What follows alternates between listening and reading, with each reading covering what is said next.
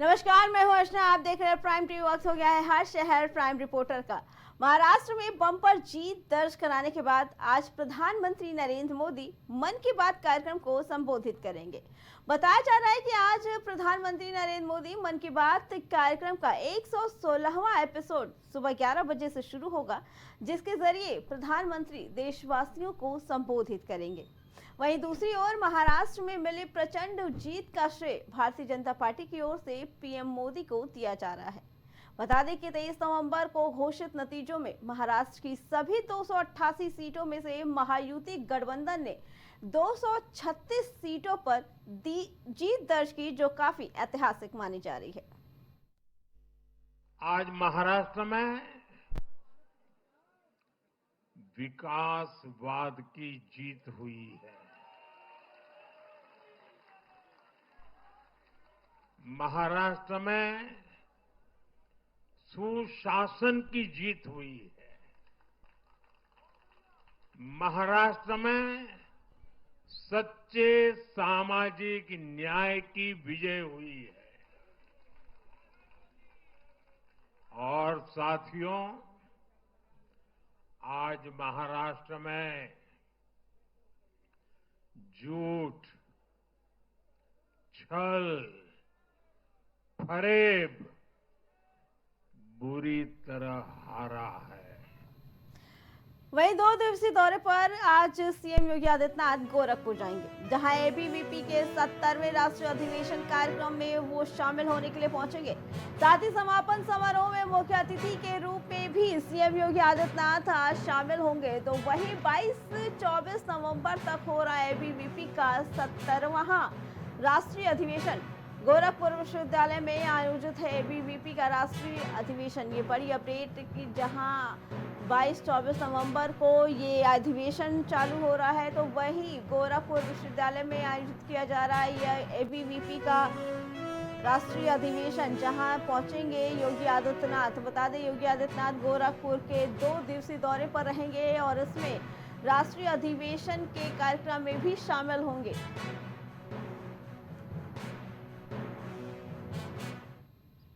उत्तर प्रदेश के संभल जिले की जामा मस्जिद को हिंदू पक्ष द्वारा अदालत में हरिहर मंदिर बताए जाने के बाद कोर्ट ने याचिका पर सुनवाई करते हुए इसके सर्वे के आदेश दिए थे। उसी दिन 19 नवंबर को ही रात में मस्जिद का सर्वे हुआ। अब फिर आज सर्वे की टीम शाही जामा मस्जिद सर्वे के लिए पहुंची। इस दौरान पुलिस पर जमकर पथराव हुआ। दोनों पक्षों की मौजूदगी में मस्जिद का सर्वे हो रहा है।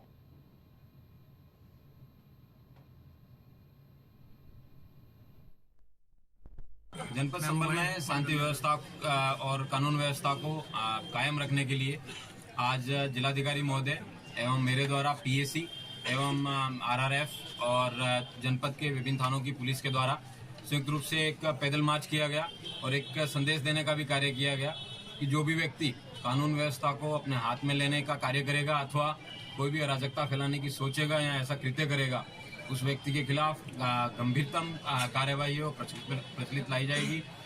कल जुमे की नमाज है, इसके मद्देनजर भी सबको अवगत कराना चाहता हूं कि जनपद संभल में धारा 144 ऑलरेडी लागू है और उसका जो भी बीएनएसएस का सेक्शन है उसके प्रिविलेंट सेक्शन के मद्देनजर किसी भी जगह पे ज़्यादा लोगों को इकट्ठे होने की परमिशन नहीं है। मैं अनुरोध करता हूँ विभिन्न प्रकार की मस्जिदों के मुतवली मौलवियों मौलानाओं को कि वो भी अपने सभी मस्जिदों के माध्यम से संदेश दें कि किसी एक जगह इकट्ठा होने की कोई आवश्यकता नहीं है। सभी जगह पे अजमत उल उलूम के मौलाना द्वारा भी सभी से बताया गया है कि अपने अपनी मस्जिदों में ही नमाज पढ़ी जाए।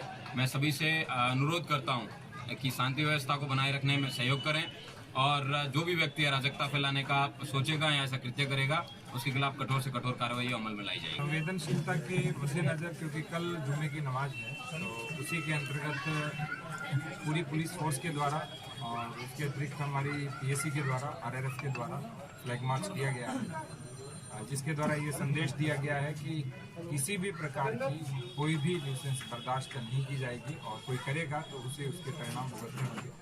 हमने कुछ लोगों को पाबंद भी किया है, 2 लोग सोशल मीडिया वाले थे उनको भी पाबंद किया है और यदि भविष्य में किसी प्रकार की कोई घटना होती है तो अन्य वैधानिक जो भी कार्रवाइयाँ हैं बीएनएसएस की है। नगर निगम ने लखनऊ के अटल बिहारी वाजपेयी अंतर्राष्ट्रीय इकाना स्टेडियम पर 5 लाख रुपए का जुर्माना लगाया है। नगर निगम अधिकारियों के अनुसार शहरी क्षेत्र में 100 से अधिक लोगों की भीड़ जुटाने के लिए अनुमति लेना अनिवार्य है। दरअसल 2016 के नियमों के तहत कार्यक्रम आयोजकों को ठोस और तरल कचरे के प्रबंधन की जिम्मेदारी लेनी होती है, लेकिन इकाना स्टेडियम प्रबंधन ने इन नियमों का पालन नहीं किया, जिसके चलते ये कार्रवाई की गई। ये जुर्माना पंजाबी सिंगर दिलजीत दोसांझ के कार्यक्रम के बाद लगाया गया। कार्यक्रम में बड़ी संख्या में लोग पहुंचे, जिसके बाद स्टेडियम और आसपास के इलाके में भारी मात्रा में कचरा और गंदगी फैल गई। शनिवार को अपर नगर आयुक्त के नेतृत्व में नगर निगम की टीम ने क्षेत्र का निरीक्षण किया और जांच में पाया कि इकाना स्टेडियम प्रबंधन ने कचरा प्रबंधन के लिए कोई उचित व्यवस्था नहीं की थी। इसकी रिपोर्ट नगर आयुक्त को सौंपे जाने के बाद जुर्माने की कार्रवाई भी की गई। महारानी लक्ष्मीबाई मेडिकल कॉलेज में नवजात शिशु गहन चिकित्सा केंद्र में 15 नवंबर को हुए अग्निकांड के बाद बचाए गए 2 और नवजातों की आज मौत होगी, जिसके बाद अब मरने वालों शिशुओं की संख्या 17 हो गई। वहीं स्वस्थ होने पर 3 बच्चों की छुट्टी भी कर दी गई है। दरअसल वार्ड में 15 नवंबर को रात करीब 10:15 बजे आग लग गई थी। इस हादसे में 10 नवजात की मौत हो गई थी। 39 नवजातों को वार्ड से निकालकर इमरजेंसी में भर्ती कराया गया था। इलाज के दौरान एक एक कर 5 बच्चों ने दम तोड़ दिया।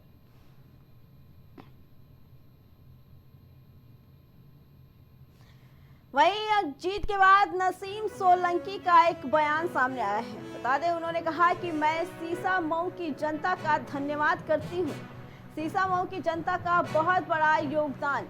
ये कहना नसीम सोलंकी का। सीसामऊ की जनता ने मुझे इंसाफ दिलाया।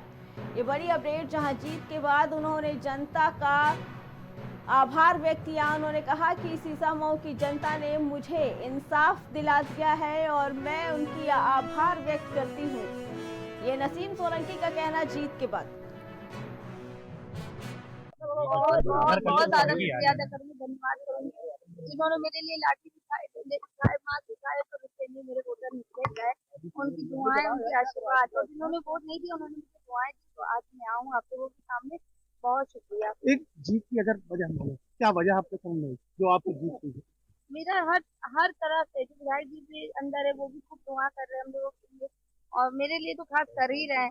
फिर उसके बाद जो इतने सालों से जो मेरा परिवार जुड़ा है, वो भी एक बहुत बड़ी वजह रही है कि परिवार ने कभी नहीं छोड़ा है। तो जो सीतामऊ की जनता है, उन्होंने कभी इरफान सोलंकी को नहीं नकारा था। आज उन्होंने साबित कर दिया कि इरफान उनका था और वो इरफान है। 2 दिन की राहत के बाद ग्रेटर नोएडा का वायु प्रदूषण फिर से रेड जोन में 300 के पार पहुंच गया। शनिवार को ग्रेनो का वायु गुणवत्ता सूचकांक 307 रहा। वहीं पिछले 2 दिन से एक्यूआई ऑरेंज जोन में बना हुआ था। नोएडा में भी वायु प्रदूषण बढ़ा है, वहां का एक्यूआई 322 रहा। उधर प्रदूषण का स्तर बढ़ने पर प्रशासन ने सोमवार को भी 12वीं तक के सभी स्कूलों को बंद रखने के आदेश दिए हैं। उस दिन सुप्रीम कोर्ट में सुनवाई के बाद प्रशासन स्कूलों को खोलने पर फैसला करेगा। इसके साथ ही कई दिन रेड जोन में रहने के बाद ग्रेटर नोएडा में वायु प्रदूषण में सुधार हुआ था। हर शहर प्राइम रिपोर्टर में फिलहाल इतना।